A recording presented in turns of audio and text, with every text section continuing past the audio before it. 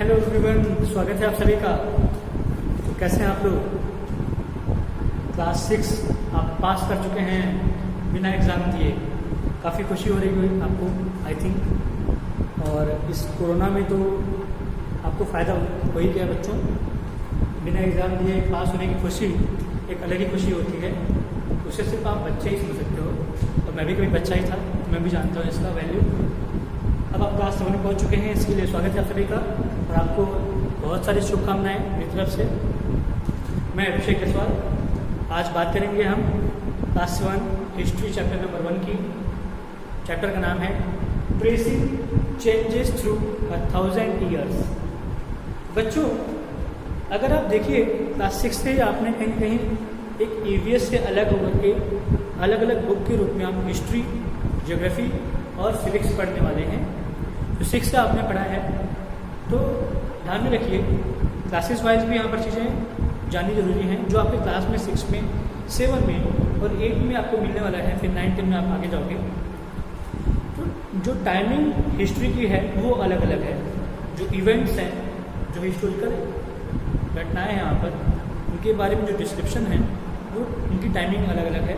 Class 6 में आपने जिस हिस्ट्री को पढ़ा है वो प्राचीन इतिहास, एंशिएंट हिस्ट्री थी, ठीक है, जहाँ पर आपने पढ़ा कैसे सारा ये पूरा स्ट्रक्चर ऑफ ह्यूमन बीइंग हुआ है शुरू, ठीक है, कैसे मानव सभ्यता शुरू हुई है, होमो सेपियंस आए, क्या क्या एक्टिविटीज़ किए, क्या क्या इन्वेंशन हुई, एंड देन प्रोग्रेस होता चला गया। और आज हम एक 21st सेंचुरी एक साइंस के एज में हैं, जहाँ पे हम काफ़ी सारी फैसिलिटीज़ के साथ अपनी लाइफ को आगे बढ़ा पा रहे हैं। तो हम बात करने वाले हैं यहाँ पर कि क्लास 7 में जो पूरा हिस्ट्री है वो है मेडिवियल पीरियड, उसे बोलते हैं मेडिवियल पीरियड, ठीक है। इसका मतलब होता है मध्यकालीन इतिहास। और हम भारत के बारे में पढ़ रहे हैं, तो यहाँ पे आपको काफ़ी कुछ जानने को मिलेगा। 1000 ईयर्स में, 1000 ईयर्स मतलब कब से? ये है 7th सेंचुरी से 18th सेंचुरी के बीच के आसपास में पूरा इवेंट, ठीक है।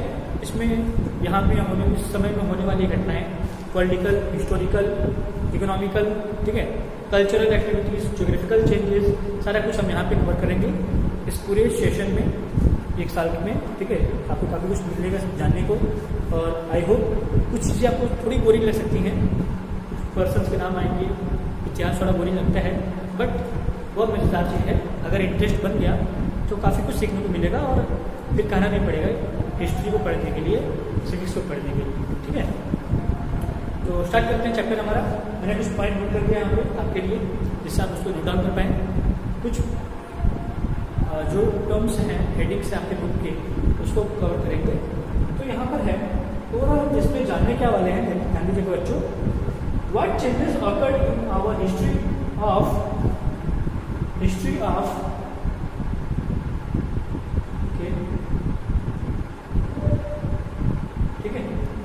History of India in 1000 years.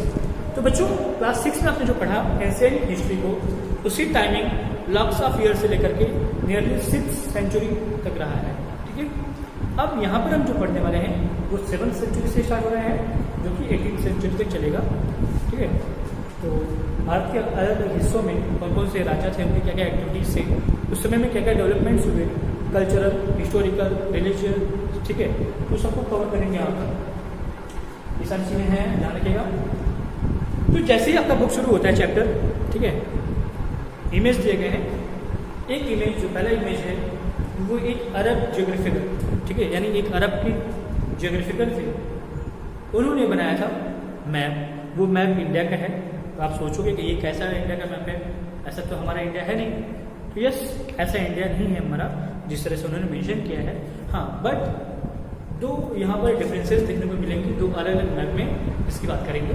तो अरब ज्योग्राफिकर हैं अल इद्रिसी, उन्होंने 12th सेंचुरी में मैप बनाया है। और आप जो मैप देख पा रहे हैं, जैसे आज आप देखते हो हमारा साउथ इंडिया किस तरफ है, साउथ की डायरेक्शन में इसलिए साउथ इंडिया बोलते हैं, नीचे श्रीलंका है। तो अरब ज्योग्राफिकर अल इद्रिसी ने जो बनाया है ये मैप, वो थोड़ा अपोजिट है। What we know today as a south India and Sri Lanka toward south, ये इन्होंने एबव दिखाया है, ऊपर की तरफ दिखाया है। क्योंकि अरबी है, मैं भी शायद उल्टा एक होता है रिवाज लिखने का, ठीक है, तरीका इनका लिखने का मेथड, मैं भी उस तरह से उन्होंने ड्रॉ किया हूँ। और फिर दूसरे हमारे मैप में जो मैप बनाया गया है वो एक फ्रेंच कार्टोग्राफर हैं, फ्रेंच कार्टोग्राफर जिनने ये 1720 में यानी 18th सेंचुरी के बिगिनिंग में बनाया है। इनका मैप आज के इंडिया के मैप से काफ़ी मैच करता है, काफ़ी डिटेल में इन्होंने चीज़ों को लिखा है, ठीक है। तो ये दोनों में डिफरेंस है।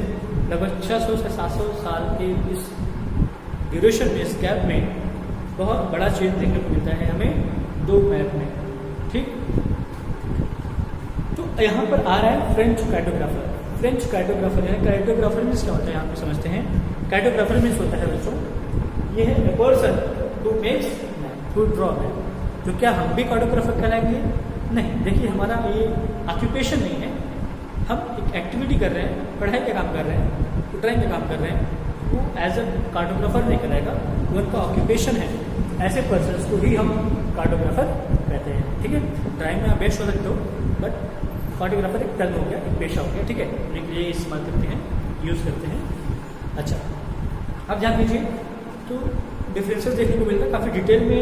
इनका जो पूरा मैप है इंडिया का काफ़ी अच्छे से दिखाया है, स्पेशली जो कोस्टल एरिया है।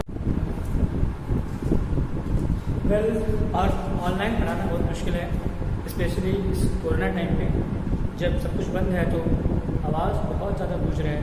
ऐसे में मुझे फ़ैन ऑन करना पड़ा है, इससे पीछे का जो शोर है वो सुनाई नहीं देता आपको, और इसका थोड़ा सा प्रॉब्लम आपको वीडियो में सुनने को जरूर मिलेगा आई थिंक।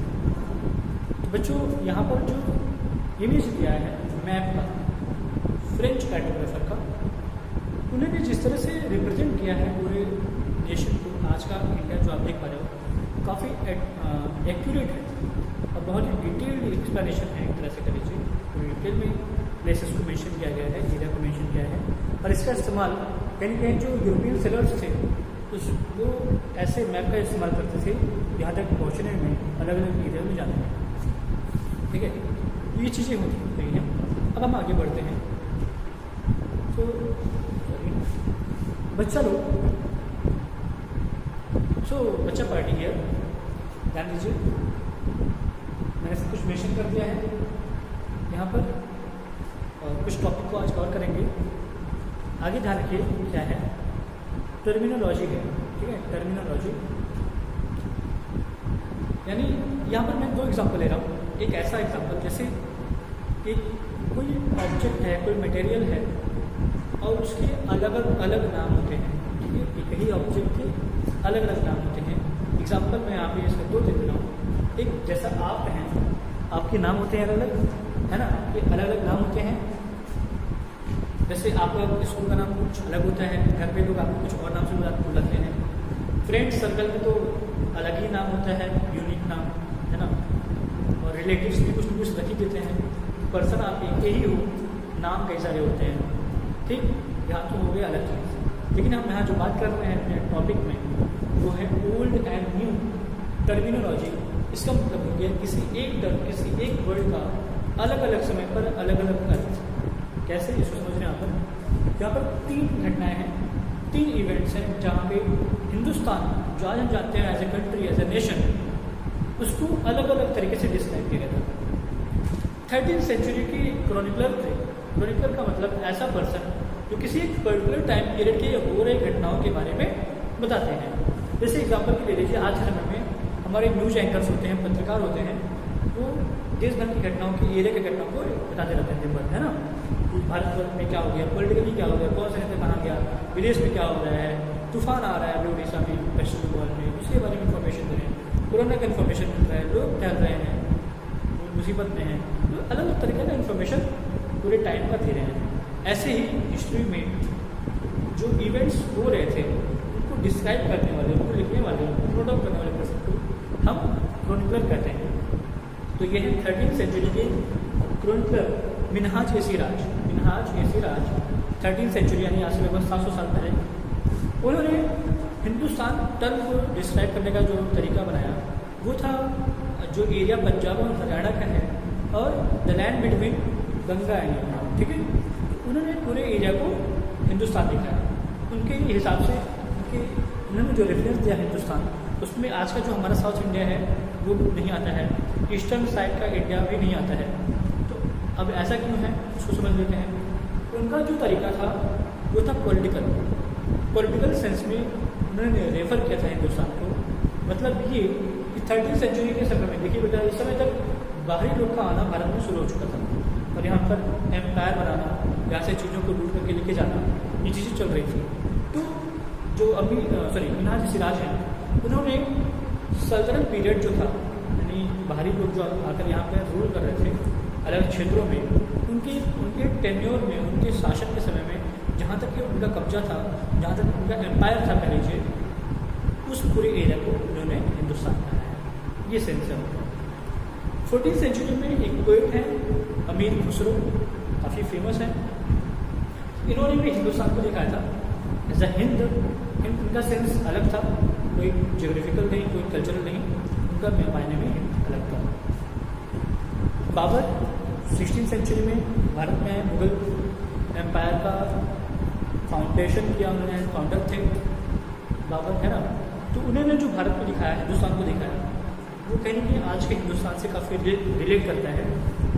तो उनका सेंस था जोग्राफिकल, उनको यहाँ कल्चरल एक्टिविटीज़, फ्लोरा एंड फाना, वो सारी चीज़ों में काफ़ी इंटरेस्ट था, काफ़ी इंटरेस्ट थे आगे कल्चर से। उस वे में उन्होंने हिंदुस्तान को रेफर किया है, जो कि काफ़ी मैच करता है, रिलेट करते हैं। तो इस तरह से एक ही टर्म हिंदुस्तान को अलग अलग लोगों ने अलग अलग समय पर अलग अलग ढंग से दिखाया है। So a term Hindustan was used by different people at different times in different ways. ये है टर्मिनोलॉजी, है ना। अब आगे बात करते हैं सोर्सेज का। तो जैसे बच्चों मैंने आपको बताया पहले ही, इस क्लास 6 में आप जो पढ़ रहे थे वो था एंशिएंट पीरियड। अब आप जो पढ़ रहे हो मेडिवल में, यानी नियरली 7वीं सेंचुरी से शुरू करके 18वीं सेंचुरी तक का समय, ठीक है। ये है मेडिवल पीरियड, यहाँ पर जो घटनाएं घटेंगी उसके बारे में है। तो ये सारे सोर्सेज कैसे हमें जानकारी मिलती है हमें, वेट, यस। तो इसका इन्फॉर्मेशन हमें कैसे मिलता है, जैसे देखिए आप अपने गार्जियन के साथ बैठते हैं, पेरेंट के साथ बैठते हैं, दादा दादी के साथ बैठते हैं।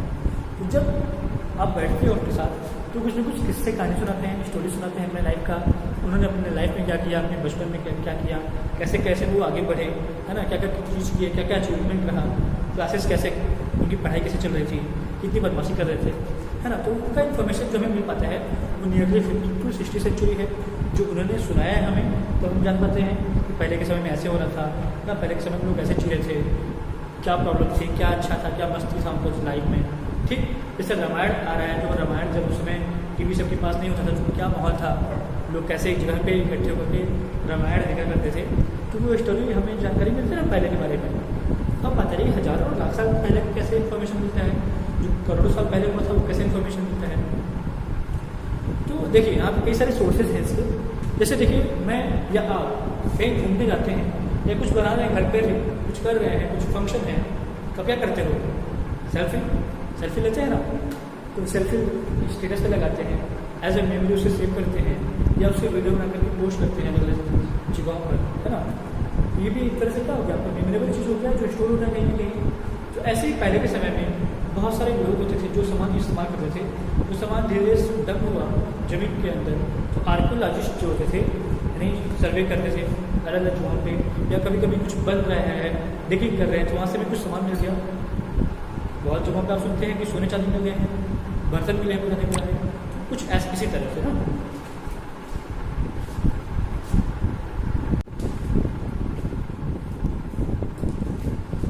तो इस तरह से पहले के बारे में हमें बहुत सारे सोर्सेस से इंफॉर्मेशन मिलता है। जैसे कोई पर्सन कहीं जा रहा है किसी पर्पज़ से, घूमने के पर्पज़ से, कुछ सर्वे करने के पर्पज़ से, कुछ न कुछ सीखने के पर्पज़ से, एक देश से दूसरे देश किसी राजा के बारे में क्या जानना है, उनके दौर में क्या क्या चीज़ें हो रही हैं, उसको नोट डाउन करते थे। तो दैट इज़ ट्रैवलर, उससे हमें इन्फॉर्मेशन मिलता है जो हमने नोट कर लिया कहीं पर। तो आज के समय में पेपर और पेन है, मोबाइल है जहाँ पर हम स्टोर करते हैं लैपटॉप पे। पहले ऐसा कुछ नहीं था। पहले के समय में बहुत पहले लोग कुछ न कुछ ड्रॉ करते थे या अपने अपने हिसाब से कुछ लिखते थे, अपने अपने लैंग्वेज में, अपने अपने वे में। तो वो कुछ ऐसी चीज़ें होती थी जो हल्की होती थी, जिनके डिके होने के चांसेस होते थे, जैसे पेड़ की पत्तियाँ हैं। तो उस तरह के जो सोर्सेज हैं ना, उन्हें हम बोलते हैं मैन्युस्क्रिप्ट। कुछ हार्ड सरफेस होते थे लाइक मेटल्स, स्टोन, या जो ब्रांचेज होती हैं लकड़ियों की, यानी सॉरी ट्रीज होती हैं, लकड़ियाँ होती हैं, उनमें कुछ न कुछ इंग्रेव करना पत्थरों से, किसी चीज़ से, ठीक है। तो इस तरह के इंफॉर्मेशन हमें मिलते हैं पहले के बारे में through the art, through the writing. वो हो गया हमारा इंस्क्रिप्शन। हार्ड सरफेस पे इंग्रेव राइटिंग को हम बोलते हैं इंस्क्रिप्शन, ठीक। जनरल चीज़ों पे कुछ न कुछ नोट डाउन करना, दैट इज कॉल्ड मैन्युस्क्रिप्ट हो गया। मैन्युस्क्रिप्ट यानी हाथ से लिखा जाने वाली चीज़, ठीक है। इस तरह की घटनाएं होती थी। अच्छा, तो वो चीज़ें नोट डाउन हो रही थी और वही हमें जानने को मिलता है पहले के बारे में। अब मान लीजिए मैं अलग अलग सोर्सेज से रिसर्च कर रहा हूँ पहले की घटनाओं के बारे में, तो मैं उसे नोट डाउन कर रहा हूँ और मेरे को इन्फॉर्मेशन जा रहा है, तो वो हिस्टोरियन हो गया। तो ऐसे हिस्टोरियन से मैं हिस्ट्री के बारे में इन्फॉर्मेशन मिलता है, और डिगिंग करने के बाद जो हमें इन्फॉर्मेशन मिलता था आर्कियोलॉजिकल सर्वे से, वो आर्कियोलॉजिकल एविडेंसेस। तो ये सोर्सेज हैं हमारे हिस्ट्री को जानने में। आगे बढ़ते हैं। एक टर्म आपके बुक में दिया गया है फॉरेनर, ठीक है, फॉरेनर। अच्छा, कॉइन्स भी था, जैसे कॉइन्स के बारे में जानकारी पता है कि भैया इस समय ये कॉइन चल रहा है, पहले गेहूं वाला सिक्का होता था ऐसा, 1 रुपये में बना हुआ, ठीक। तो अलग अलग टाइम पे अलग अलग जो कॉइन्स चले थे, उस कॉइन से भी हमें टाइम पीरियड के बारे में, उस दौर के बारे में, उस किंगडम के बारे में इंफॉर्मेशन मिल पाता था। और ऐसी सारी चीज़ें, उनमें एक साइंटिफिक टर्म होता है कार्बन 14, उसके थ्रू हम टाइमिंग जान पाते थे पहले के बारे में। तभी हम जान पाते हैं कि हाँ डायनासोर जो उनकी हड्डियाँ मिली होंगी, तो फिर उससे इन्फॉर्मेशन मिला कि हाँ करोड़ों साल पहले ये थे धरती पर। बात करते हैं अभी एक टर्म है फॉरेनर। आज के समय में हम जानते हैं फॉरेनर मीन्स ऐसा पर्सन जो विदेश में यानी किसी और कंट्री से आया है, या आप एज अ पर्सन किसी दूसरे कंट्री में जाएँ तो फॉरेनर कहलाते हैं। मेडिवल पीरियड में फॉरेनर का सेंस ऐसा था जैसे एक पर्टिकुलर एरिया हो, कोई विलेज हो, जहाँ पर भले ही अलग अलग बैकग्राउंड के लोग हों, ठीक है, उनका कल्चर अलग हो, भाषाएँ अलग हो, लेकिन एक दूसरे से परिचित थे, ठीक है, एक्वेंट थे। अब इस एरिया में कोई बाहरी लोग आ जाते थे, उन्हीं को फॉरेनर कहा जाता था। हिंदी भाषा में कहिए तो परदेसी, और फारसी में कहिए, पर्शियन में, तो ये एक तरह से अरबी भाषा में क्या हो गया, अजनबी, स्ट्रेंजर, ठीक है। तो वो जो जिसको हम कभी जानते नहीं है, पहली बार हमारे एरिया में आया है, वो फॉरेनर समझा जाता था। जैसे कोई जंगल में कोई ट्राइबल्स हैं, ठीक है, अब इस एरिया में कोई बाहरी आ गया, ट्रेडर, व्यापार करने के पर्पज़ से, कुछ देने के पर्पज़ से, तो ऐसे में वो फॉरेनर कहलाता था, ठीक है। ये है टॉपिक हमारा, एक ही छूट गया यहाँ पर। आर्किस्ट होता है वो प्लेस जहाँ पर ऑफिशियल नोट्स, गवर्नमेंट के जो रिकॉर्ड्स होते हैं वो रखे जाते हैं, मैन्युस्क्रिप्ट रखे जाते हैं, उससे बोलते हैं आर्किस्ट, ठीक है। थैंक यू क्लास, आज की क्लास में यहीं करते हैं। आई होप कि आपको कुछ समझ में आया। यहाँ पर वीडियो की क्लैरिटी पर और उसके वॉइस नोट्स पे थोड़ा प्रॉब्लम तो जरूर है, ये शोर ज़्यादा होता है तो सुनाई बहुत साफ होता है यहाँ पर। कोशिश मैंने किया अपनी तरफ से। Thank you everyone, God bless you.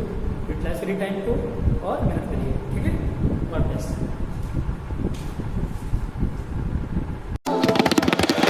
So take a deep breath and let it go.